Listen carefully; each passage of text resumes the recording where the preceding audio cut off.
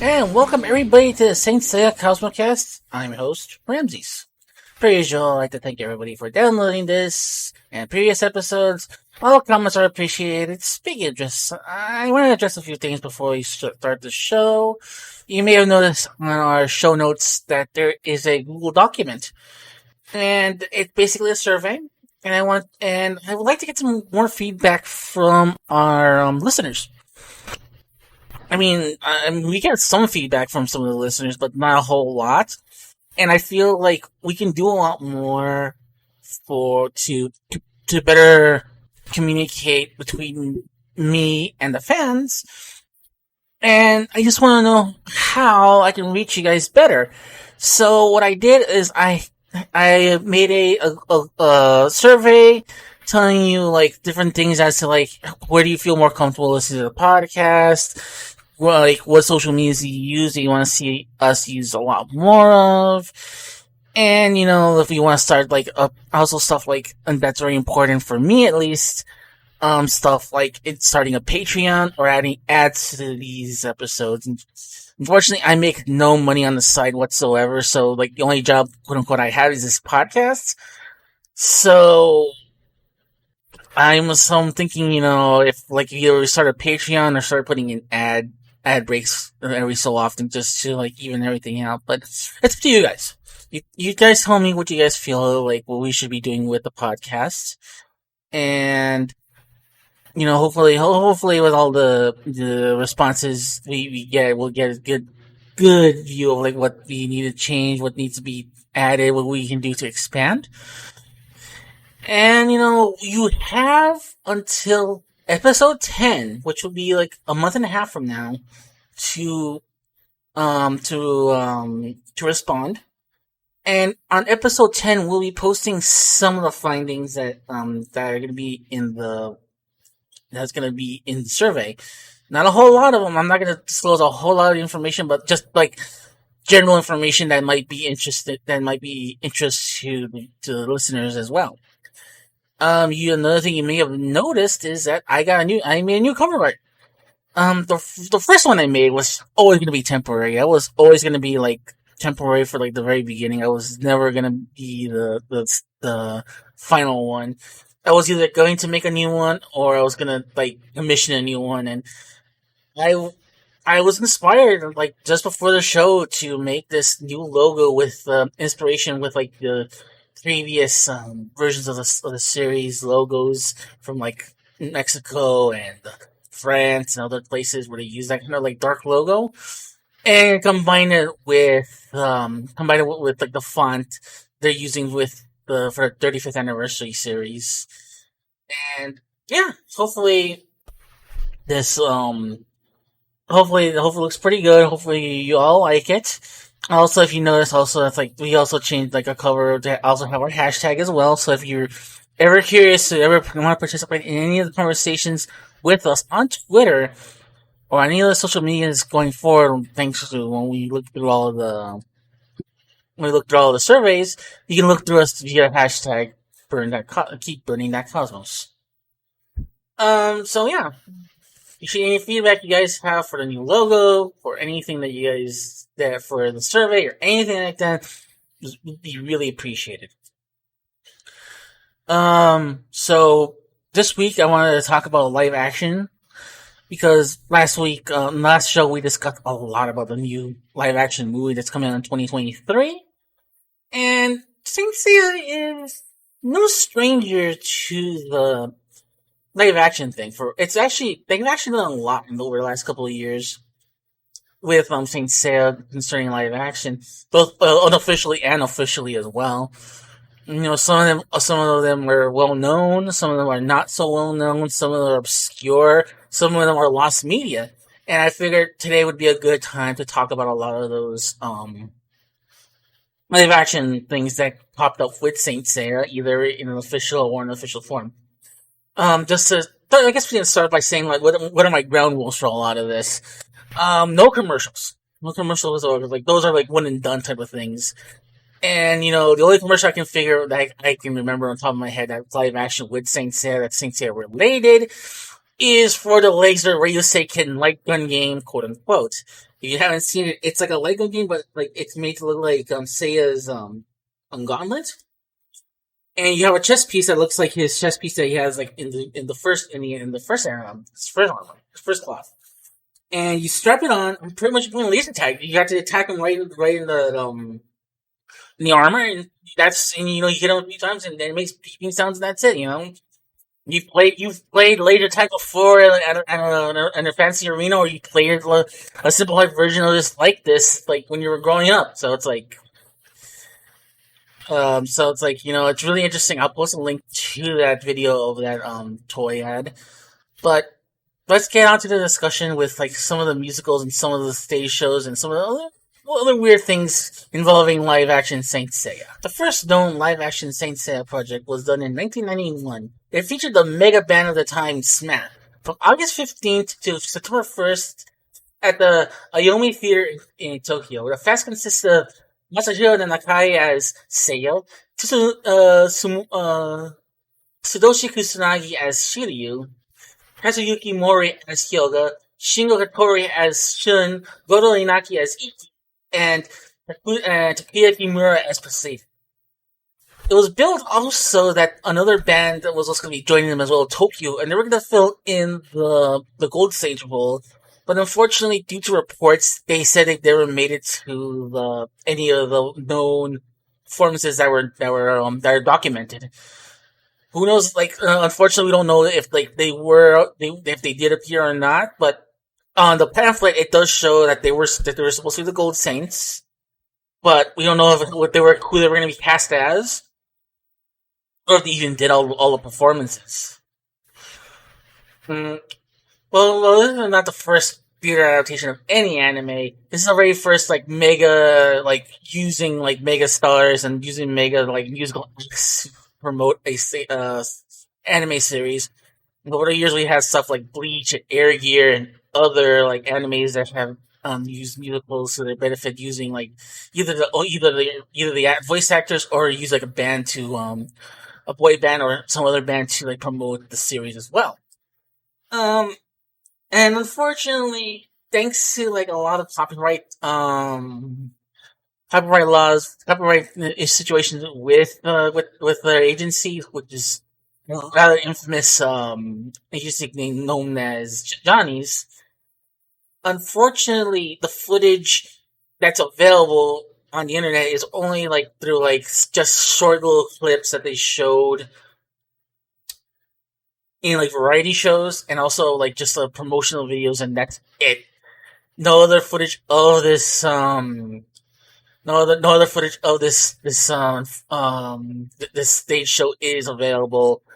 And unfortunately, thanks to how the copyrights work with in Japan, and also thanks to how strong the copyright is, thanks to how strong the Johnnies keep their copyright holders to their images and stuff like that, I sincerely doubt we're going to ever see that footage ever make it out of light of day, other than the footage that's flying around the internet right now. It would be nice, but unfortunately, the sad reality is that we're never going to see that footage, and whatever is up to that footage is just going to be just lost media.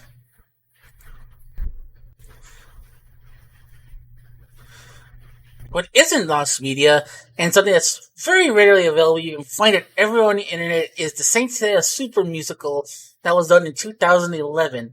It featured Keita Kanamori as Seiya, Makoto Unobori as Shiryu, Nanoki Abe as Hyoga, Shirijuri Sanatoshi as Shun, Yusuke Hiroshi as Iki, Maho Tomiya as Athena, and as the main villain, Hitomi Yoshida as Ares.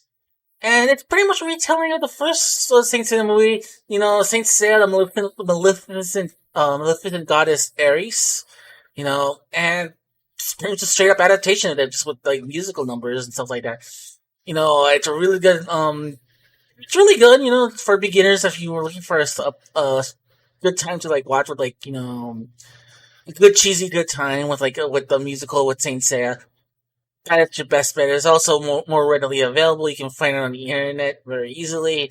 you can buy it officially from Toy themselves if you look through like like Amazon.jp or any other like website where you can get it officially.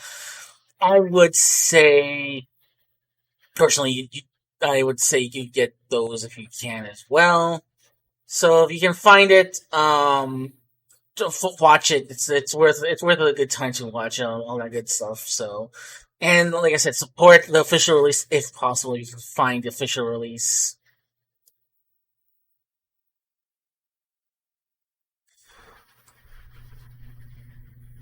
Okay, so we've discussed all the official ones that are officially done by the Japanese.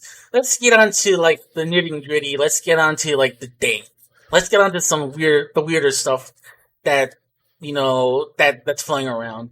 In the 1990s, in Mexico, we had an official Saint Seiya stage show. It was actually directed by the guy who voiced Hyoga, Rene Garcia. It was first done at the Teatro Vaqueria, Mexico City, and it did run across Mexico for a few months, and then that was pretty much about it.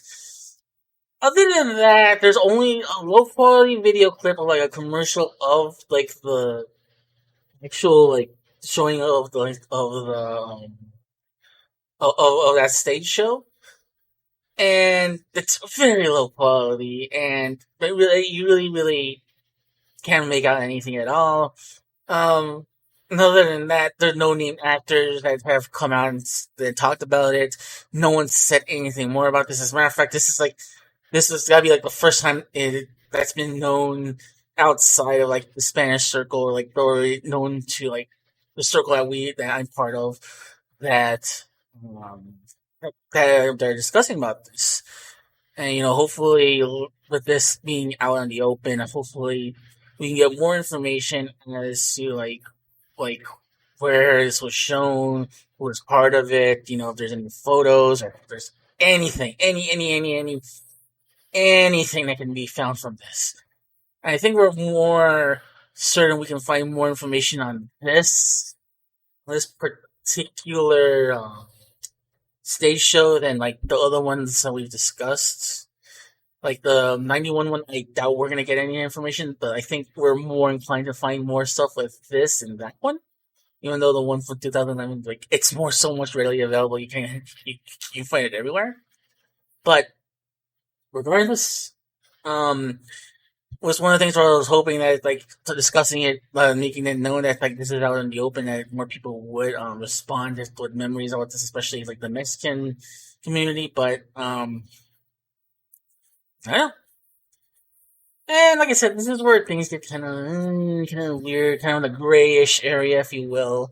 I do remember a few circuses did promote Saint Seiya as like as an act, and it'd just be like a couple of dudes that just do a couple of karate moves and really bad costumes, and it's just like at the age of 10, that kind of thing was just like even at age 10, it's like, wow, that's kind of lame. Because it's like, at that point, it's like, if I wanted to see guys in spandex kick each other around, I would rather be watching Power Rangers. Because at least Power Rangers are at least they're better choreographed. These guys are just throwing like weird punches and weird kicks around, and and then they have to bring out like a poor animal that's been in that's been servitude to them, and it's just like it just feels kind of awkward, or just a really bad clown or whatever, and just I would rather spend my time watching Power Rangers or something else, or watch the real deal.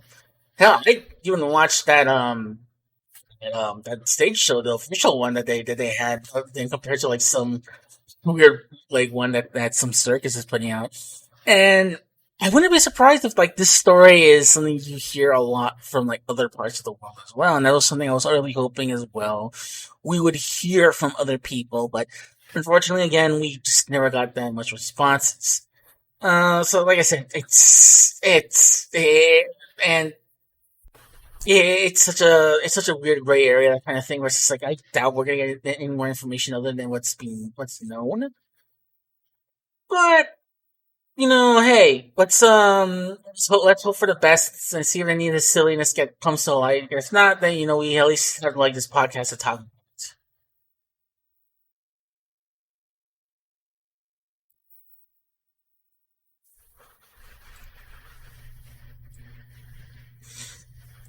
I'd like to close all of this discussion up with a discussion of Starstorm. Starstorm was going to be a live action adaptation of Saint Seiya, but it's like the adaptation is like really, really big air quotes on this one because it's like it's as much as an adaptation as Robotech is to Macross, just Macross, none of the other series. So what we don't this one we know. It was done by Marilyn Sharp. It was done at Resilient Atlantic Films. That company has done so many TV shows such as Power Rangers, Mask Rider, Basic Knights of Nog, and so much more series. One day, out of the blue, a demo reel came out of her, like, just showing off, like, what she did as, like, as, like, a portfolio, if you will. And all of a sudden, Storm appeared. And we only seen, it was only, 15 seconds of the footage, but it's an incredible watch. It's like, most of, like, they're all wearing, these guys are just wearing, clunky silver, silver plated armors, and they're not wearing any shirts. Shun is unfortunately a woman in this one.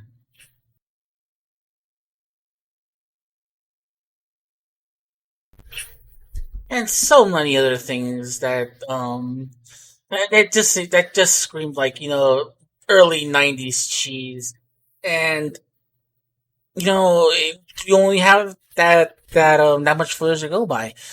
What was theorized what it is that it was rumored to be a reel that was showed to potential buyers from like Walmart or Toys R Us, and eventually it would be to sell a toy line to those places.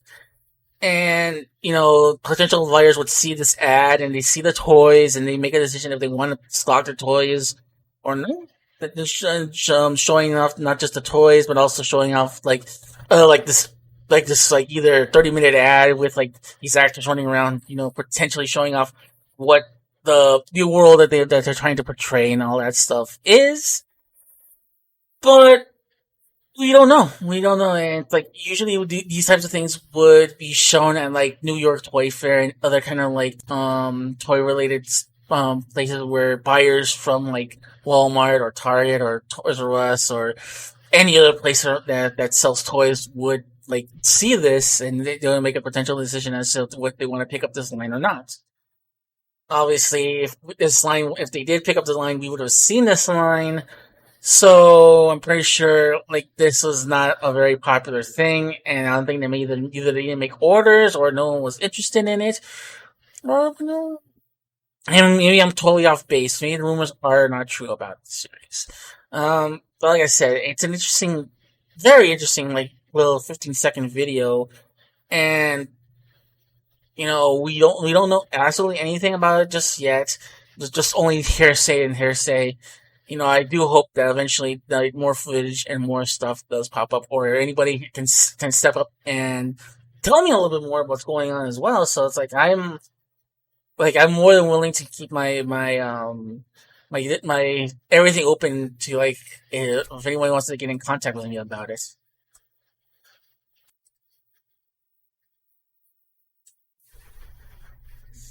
And there have been many, here and there, like different little things, like little live action one-offs. One I remember in particular was on the Sisha show in Brazil, with the group Larissa and Williams. They sang the theme song to the Portuguese version of Saint Seiya, and you could see the heroes getting down and dancing all over the place. It's really cool. Um, Felix Escorio, who you can find on Twitter, he's a really good friend of the show and a really good friend of mine. We were discussing one day about a show he went to, and the show was basically a musical, and one of the musicals was something like involving like boys and girls. and the boys were dressed up as the characters from Saint Seiya, and the girls were dressed up as characters from Sailor Moon. And they had kind of a musical about boys versus girls. It was kind of a nostalgia, kind of like play about things, so nostalgia and stuff like that. So he didn't give me the name of the. He didn't give me the name of the play, but he said, but the footage on the internet, and if he, like, they, you can hit him up later, or you can hit me up later, and maybe by the time that the show goes up, maybe I might get that information. So yeah, it's just like it tells you like how also ingrained Saint Seiya was to the to children of our era, and now that we're growing up, now we get to use that kind of thing, these images in stuff like musicals and stuff like that. Even though it's in an unofficial form, it's like it's to use something like that for nostalgia reasons is kind of interesting. But like I said, like there's just so many more things so many more one-offs, so many other like weird like TV stuff that we don't know about. Maybe someday they aired something in France, maybe they aired something in Italy. We don't know. So if you have any more of this kind of thing, I would love to do a follow up on just weird like live action stuff from around the world of Saint Seiya. So if you got anything you want to contribute more, you're more than welcome to post it on Twitter or use the hashtag keep burning that cosmos, and we'll check it out. So for the episode summaries for this week and discussion of this week, let's check out where we are with the series. Last we left our heroes. They were trying to retrieve the helmet of Sagittarius from Geist and her ghost saints. The jellyfish saint, the sea dragon saint, and sea serpent and the dolphin saint.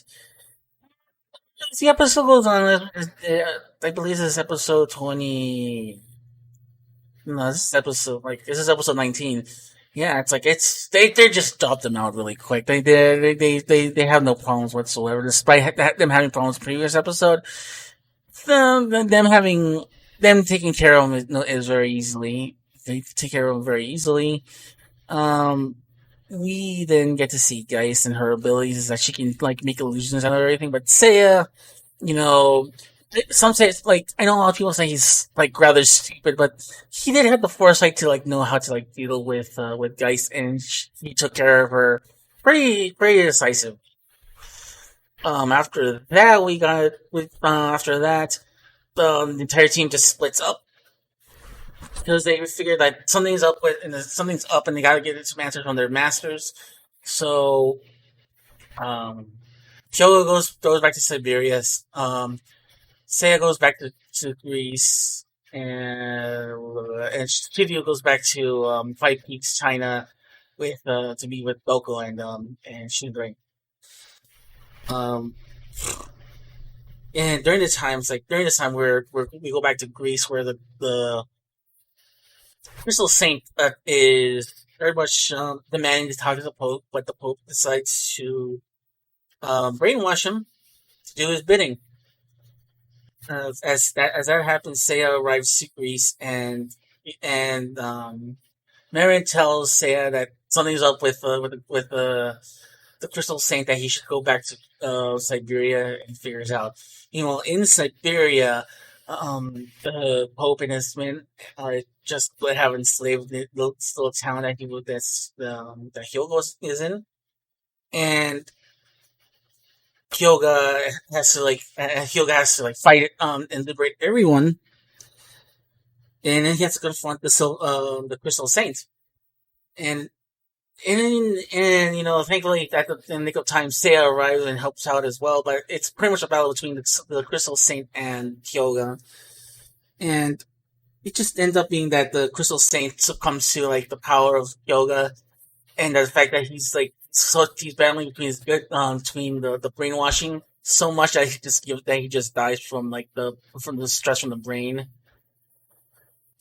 In this scene too, we get to see that the mysterious person has been starting arsons all over the place where the Garad Foundation was, and with that, this sparks the Kasumi to come out of hiding because they were hiding from saints that are trying to capture the helmet, and this prompts Tatsumi to break their cover, which Shun was protecting Sayori.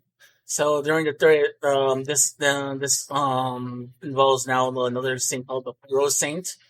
So another one-off, but thanks to the intervention of Iki, who now arrives in the series again, they dispose of him really quick, and then we get to the pretty much the meat and potatoes of the entire episode. Afterwards, we get to the Pope is angry about all this, and they demand that Silver Saints be unleashed, meaning that Marion has to do her job and kill Seiya. And so she reluctantly agrees to do it, and she does. They was also accompanied by Lizard Missy, but this Missy is also smart. He realizes that something's up, and he realizes that Marion left him alive, and they start to fight. And during the fight, the Seiya has like a really has to like use all of his abilities, and even learns a few new ones to take him down. And it's really interesting because it's some of the stuff we see later on that we're gonna see as well. Um,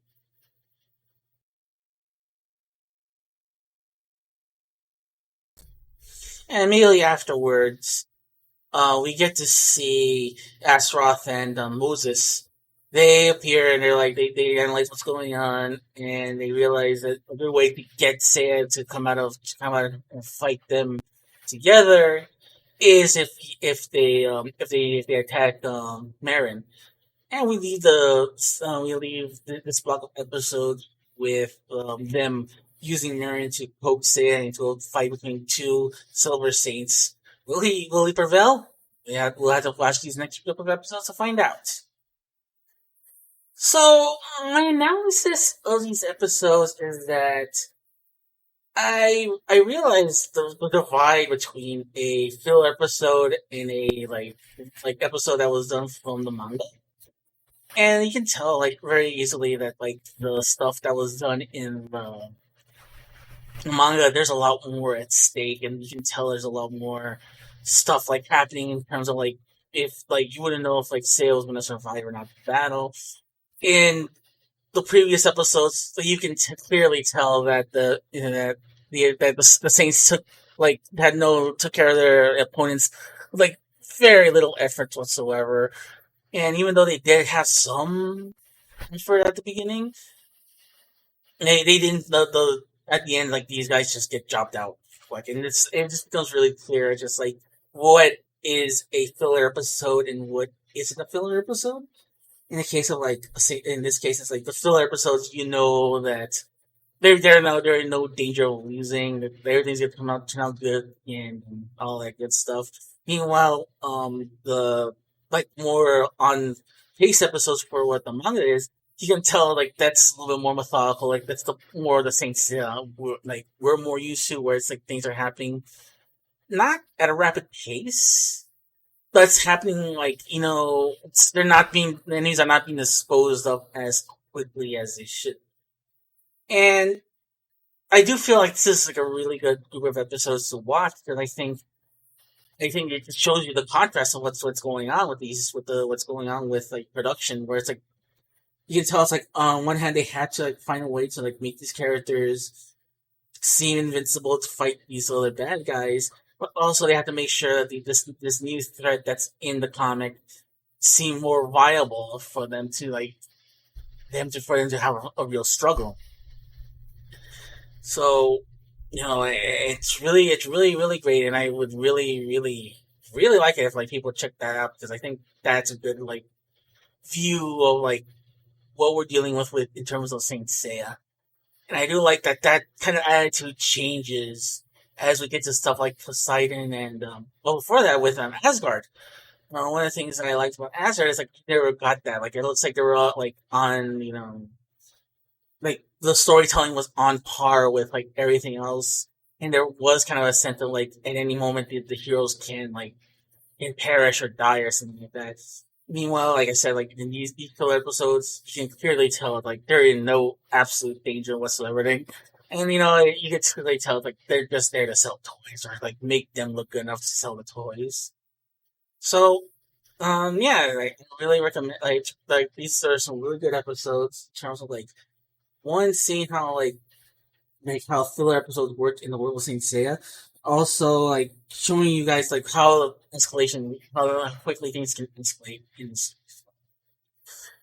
So, with that said, thank you so much for listening. Let me give you guys a heads up about the next episode 24 to 31. We're going to be covering those episodes of the anime. So we're going to be continuing on with the Silver Saints fight. And also our discussion will be about Saint Seiya video games. So, like I said before, please find us on Twitter and join in the discussion either by replying to me on Twitter, which is SC Cosmocast, or using the hashtag keep burning that cosmos. And like I said before, I want to get more participation. I want to get more things going. It's also episode 10 to fill out the survey, and I really would appreciate people to check out the survey. With that said, everybody, hey, thank you so much for listening. And keep burning that cosmos, everybody.